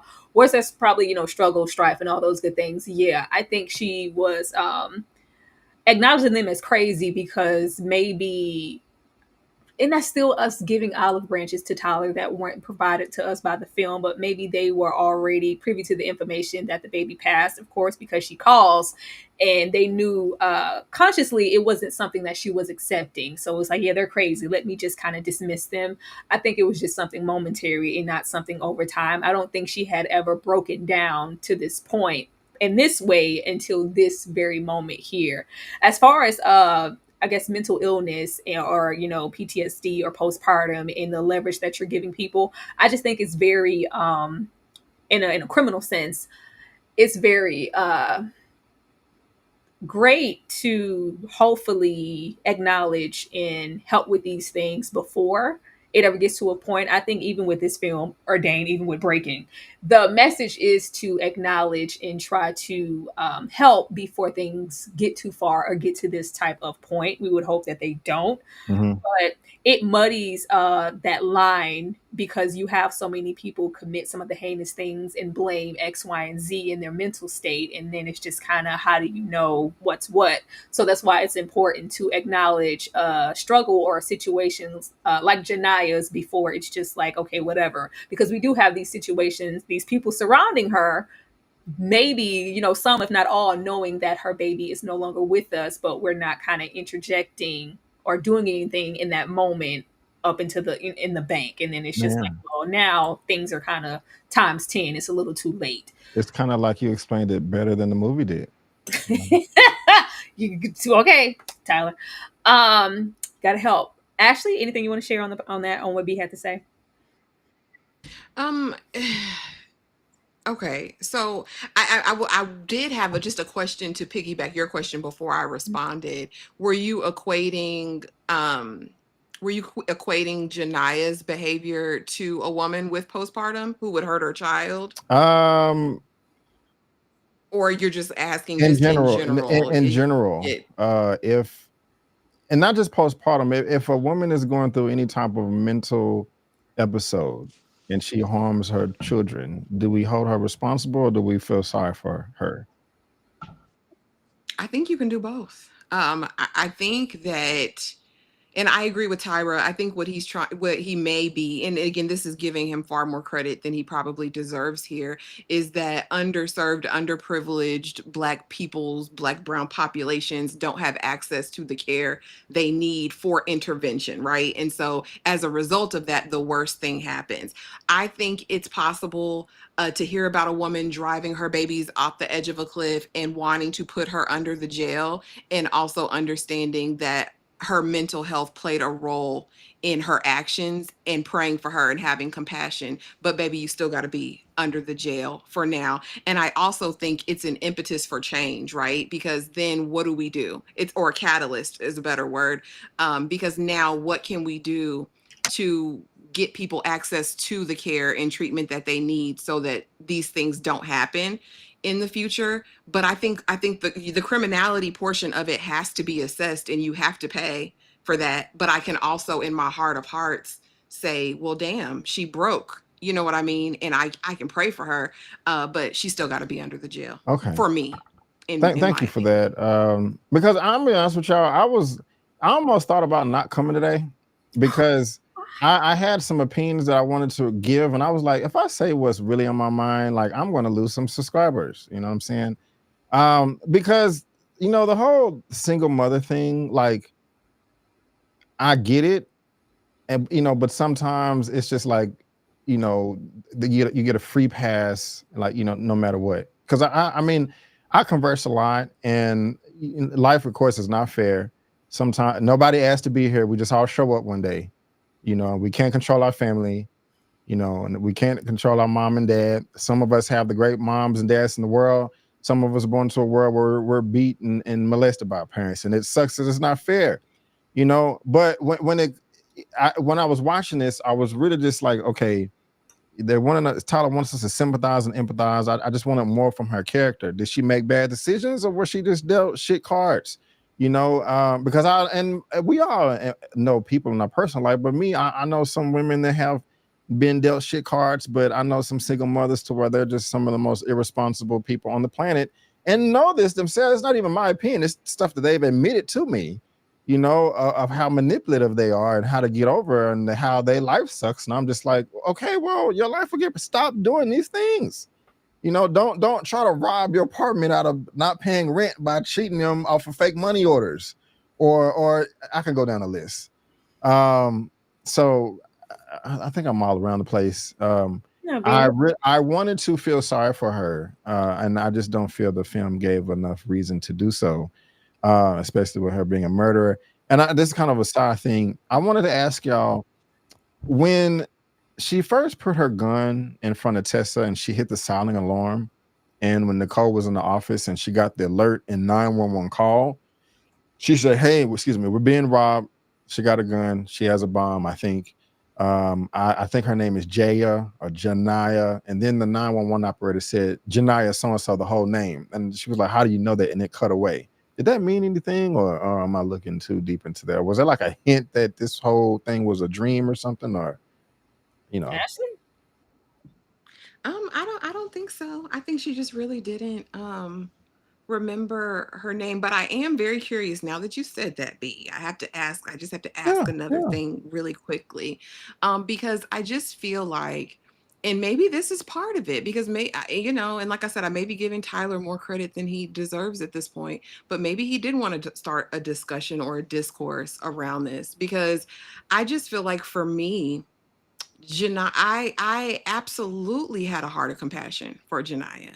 Um, Based on what we saw in her conditions and how she lived, and I would have that heart of compassion for anybody, even if she had made mistakes in the past. Say that she was throwing it out of every draw leg and had a different man every night of the week.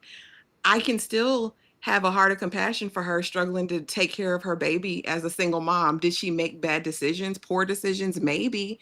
But I still feel like I would feel for her. Like I would feel for anyone.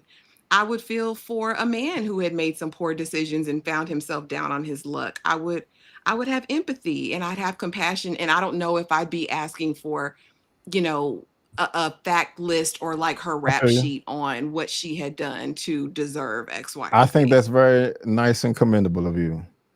What does that mean? I mean, But No, he said, I no, not will so. say I'm being for as real. I'm the being for real. only parent on the panel, the only, for a very long time single mother on the panel, it's easy to look at somebody else's situation and just say, do better, choose better. Well, what did you do to get yourself into that situation? And even if that person continues to get themselves into that situation over and over again, it's their prerogative and everything is subjective. It's about whatever cards you're dealt, what you decide to do with it as a woman or as a man, and that's going to depict your outcome. But I would never, wag a finger or look at someone and go, well, you should. No, that's not for anybody to do. True, true. Anybody watching this, you're definitely going to have compassion for Jania's situation. And I think that's why a lot of people are eager to, cling to it. A lot of people may be Janias or feel some connection in that way to her situation, not to the outlandishness of it, but, the struggle of just being alone and just feeling like it's you against the world and your baby and the world is on your shoulders and up, there goes, another thing. How much can I take? I think that theme is pretty universal in that way, but I don't think it's for anybody to say what somebody shoulda, coulda, or wouldn't have done to get them into their situation. That's just subjective and what that person decided to do. I agree. So, I agree. I just to clarify real quick, I just kind of felt like the overall narrative of this was feel sorry for a single black woman no matter what, and I'm just kind of well, it is Tyler. It is I'm Tyler, just I'm so not in that's that boat. always going to be in the front. But we're not gonna, and we can get that because we gonna wrap it up and almost get into Jania's fate and what we feel like is gonna happen to her. But as we said, it was all in her mind. This never happened. I think this brief moment that we have in the beginning of the film and her waking up was the baby, please. It was the though brief, we do have this moment of her packing her baby to the hospital, and it's kind of like she wakes up, and then of course it's the eviction notice and this, that, and the third in the community, and you gonna get out if you ain't got my money. At this point, her baby had already been dead, and she's just kind of grieving and dealing with the loss and slipping further and further into being mentally unstable throughout the day. B, was this earned when you found out the baby has been gone and this was all in your mind? Did the film make more sense for you? Slightly, but I can't give it a pass. Because I said earlier this was cheating, and if you're gonna end the film, with this type of disaster, just give me a better production, give me better acting. Um, because you're pandering here, in my opinion. With this, the movie was already 10 nuclear train wrecks, and then you brought in an alien invasion after all of that. So, and I mean that. So I don't think it was earned. I don't think it was necessary. I think it was just over the top and too much. So Mm. Ashley, what about you? Was this earned for you? I mean, earned is relative. Like I said, I think it was smart. I think he did this as a convention to make it all make sense in the end, or at least an attempt to leave the window open that this could fit and could work. For with that in mind, like I said, when I went back, I was like, okay, she was in a delusion. Like all this stuff didn't happen the way we saw it because this was her POV. And so for that reason, it's Tyler, and it was. Yeah. Well, It as you was. said, it would be easy to what be said, forgive a black struggling woman no matter what. Like it's easy to have that takeaway from this film, but this was definitely Tyler trying to like see when a black woman's out crying for help. Hopefully, in general, when someone's out crying for help. Oh my God! Out. it's like they was trying to make you feel guilty for not feeling guilty about her. Well, let me ask you this, B. With this being said, right, and we're talking about this, when you watched Pursuit of Happiness, did you ask yourself that same question Um, about our about Will Smith's character over no, not at there? all. Not at all. Because the list of unfortunate events were like 7 times higher in this movie, and the acting was much better in Pursuit of Happiness. So it was just much more believable. I mean, half of the dialogue in this was a clown show. I mean, come on. Yeah, Pursuit of Happiness is a totally totally different film, and it's a very grounded situation. It's very self-realized, and talk about crying at the end of the movie. Like that's something. It's I just put them in two different universes, but I do understand why somebody would try to compare the two, or just the dynamics of, I guess, the struggle. But this is just different. It's earned is a stretch. This kind of felt like a band-aid for everything else that was kind of a subpar shark coming in the film to go, well, see, this is all going to make sense. I really wish that we went the Joker route, because I do see, Joker or unreliable narrator mentioned quite often. But then we get the slippery slope of, well, what all happened to Janiyah and what didn't in this day. I think if we were going to go the Joker route, just like in the first Joker, go ahead and give us what really took place and what the Joker or Janiyah thought she saw versus what she didn't.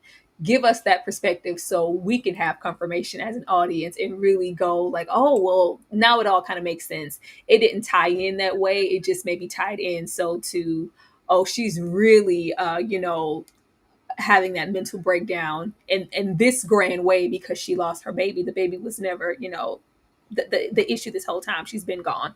But it was different. I didn't expect the twist, but it didn't come the way I wanted it to in the end. But I see what he was going for. And Pursuit of Happiness is based on a true story, I think. Yeah. Oh no, I'm not speaking to any of that. Just the compassion that you had for him in his situation. True or not, just being the optics of it all. Him being a man who decided to sell these things rather than do something else that he could have done, right? Because choices were made. He made a choice to sacrifice in this time to do something else later. But the struggle was there, right? And so I just was curious You want me to about it. respond or let it go? Yeah. No, I was just Right. explaining why I had that reference. But yeah, I know it's a true story. I just meant just as far as your feeling or heart of compassion for the situations, would you have asked about his past situations and the choices that he made? Yeah. I think, okay, I was gonna save this until like our final thoughts, but I would have had more compassion for Janiyah, but that scene with her boss like literally ruined it all for me. I mean, I gave this a 2 out of 10. That scene brought it down 3 or 4 points alone, and then we got to talk about the writing and the acting as far as everything else. But as far as Pursuit of Happiness, good point. You said true or untrue. I felt I got more of his backstory and how him and his significant other started out at the beginning of their marriage. um, and how it ended up in present day. And we saw you said decisions were made. Well, he still at the time kept the job that he was going to do, and then wanted to pursue something else on top of that. One of the reasons why I didn't like his spouse in that movie, because she didn't have a good reason for leaving. But I, sorry, I'm not trying to be petty. I just trying to clarify as well.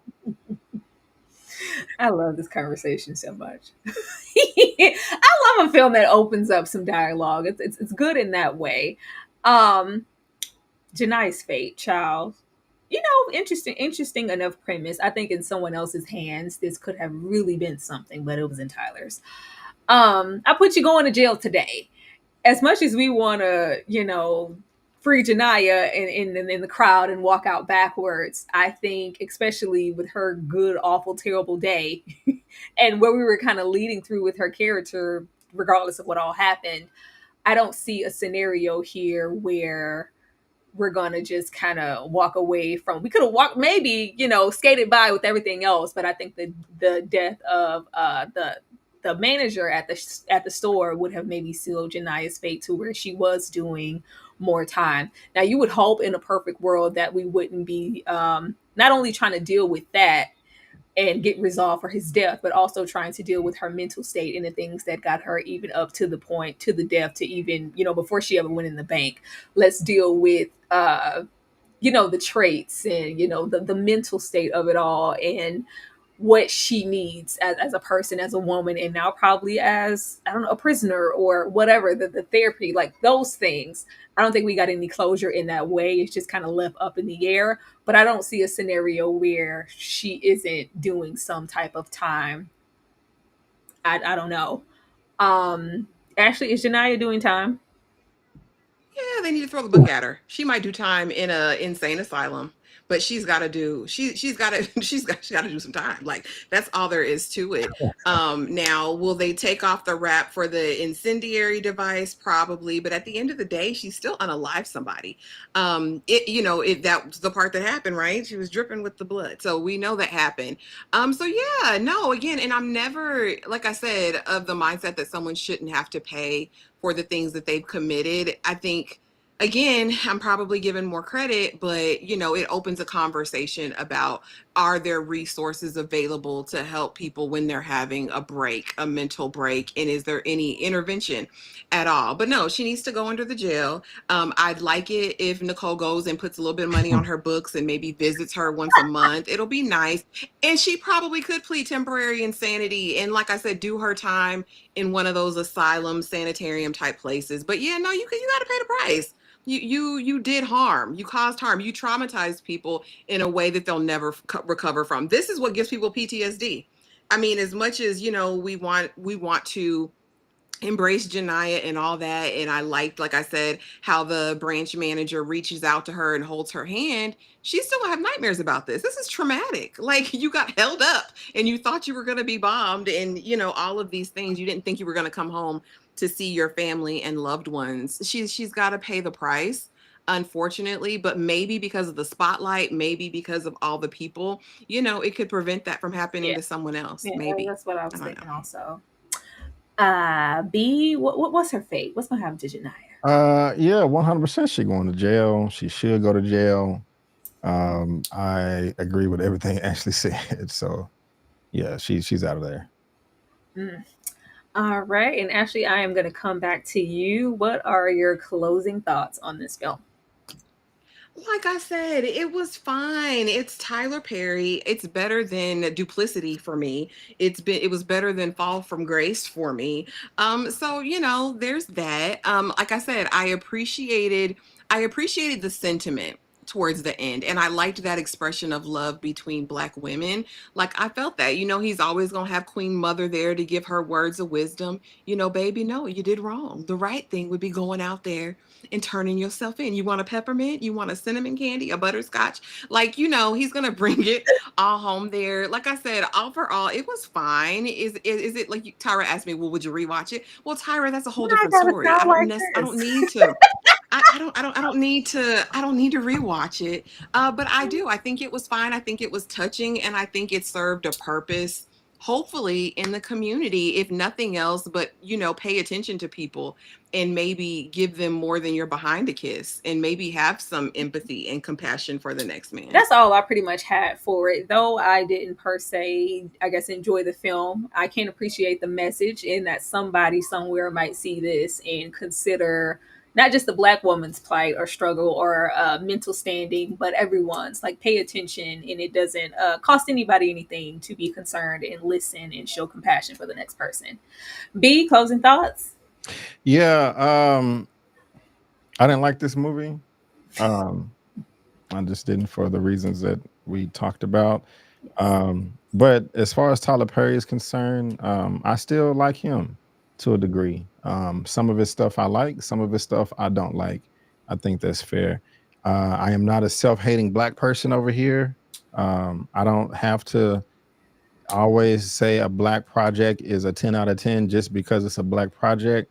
They're going to get the same criticism as anything else, and we deserve the best in everything we do, not just crumbs or leftovers. And sometimes that seems like what we get from Tyler Perry Productions, but other times not. Um, Again, I didn't like how, I mean, and it was some entertaining, moments in this film. Taraji did great for the most part. So did Sherry Shepherd and sprinkles of Tiana Taylor. But the production was poor, just bad quality, bad dialogue, bad writing for majority of this. I don't like the fact that the Black men in the bank all abandoned the women in there. The reason that they escaped was weak to me. Just another example of bad writing. Um, when Janaya, and I'm still going, when she asked him to go lock the door, Nicole had the keys in her hand and kept the keys. So she had the keys for a number of hours. They could have walked out. When she went to go get the chairs, she left the bomb there on the That's a good counter. continuity. They could have took the bomb and the keys and walked out of there, even with the old lady. But I'm beating a dead horse here. But it just, as far as the message is concerned, I think you said, Ashley, about pay attention to people around you. I'll give it that. That's very fair. And I do at least like the conversations that are brought up in them, highlighting all the pain and struggles that a Black woman single can go through. We definitely don't want to ignore them. And someone said that I have a heart, full of stone. It's just not that. It's Who just, said that? Is that in the chat? yes, in the chat. I mean, they were laughing. I wasn't offended by it, but I mean, and if you're gonna ask me to feel sorry for a character, just give me a good reason to. Don't make them a cold-blooded murderer. And I think we can meet halfway. So, I like 6888. I thought Duplicity was okay, and I didn't like this film. So, maybe I'll like Tyler Perry's next film, and I'm hoping for the best. Yeah, Medea's Destination Wedding. I think so. I don't know. I'm just joking. Do remember that these are our opinions, and films, they're meant to be subjective, and for us to share that. We don't always have to be in agreement on one thing to, get to the conversation. It's great to have open dialogue about something, whether you liked it or not. But that is it for all things Straw. I think we covered everything from front to back. Now, tonight is our Saturday members only watch along, as far as myself and Ashley is concerned. If you want to be a part of that, please become a member of the Struggle or of the Sweet Peas. I am going to run this ad, and we're going to come back and let you guys know what we have coming up individually on our channels. Thank you so much. Be right back, y'all.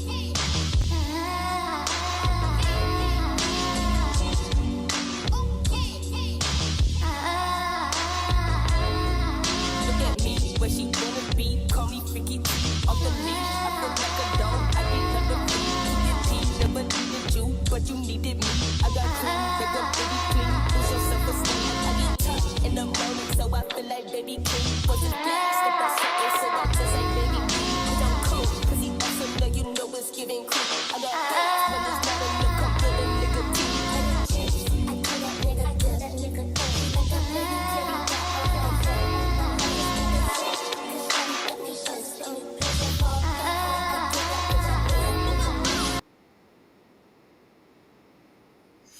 All right, as you guys can see, Ashley and I will be watching Boogie Nights for old time's sake. Ashley's first time watch is definitely going to be an interesting night. But B, I am going to come to you first. Thank you so much for being here, first of all, and let the people know what you have coming up on your channel. Yeah, thanks for having me, of course, Tara. I really do appreciate it. I always have a great time. Ashley, again, it's always a pleasure working with you as well. You guys are great, and I love the energy. Y'all be working hard too. Y'all got something to do after this. I'm tired, you know. So shout out to y'all. But I'm B. Avery, just my opinion. I give my opinion on all the latest films and television shows in the mainstream media, whether that's in theaters and or streaming. Next review I have coming is Diablo. It is a martial arts film with Scott Adkins that drops with Lionsgate this next Friday. Got a review coming for you this coming week. It's pretty good. Also, Samuel Jackson and Pierce Brosnan has a film called gosh dog it, I forgot what it's the triple unit or something like that. Hold on, Samuel L.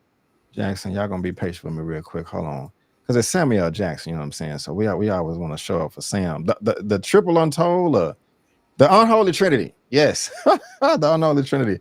That's coming out next week. And I don't know if it's good or not, but I'm gonna give a review for it no matter what. And I think that's all I got right now. I think I'm seeing How to Train Your Dragon on Monday, so y'all may get a review and an out of theater reaction as well. And also, I'm on my backup camera. I broke my good one, so if y'all want to throw a brother a super chat or something to help me get that repaired, I ain't no, I ain't too proud to beg over here. You know what I'm saying?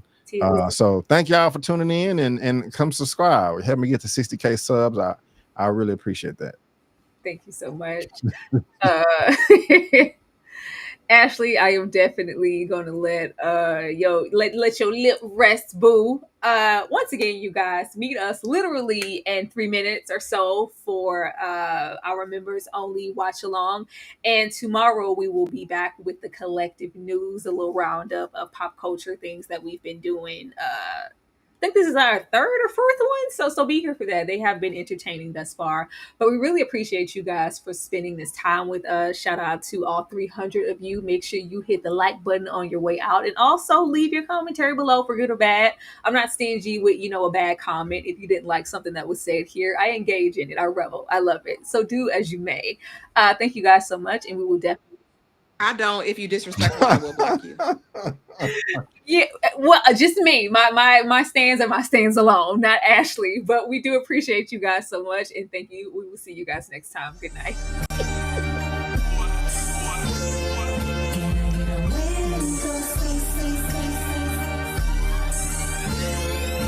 So presently I'm standing here right now, you're so demanding.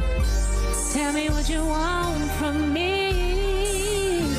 Concluding, concentrating on my music lover and her babies. Made me wanna ask you later for a ticket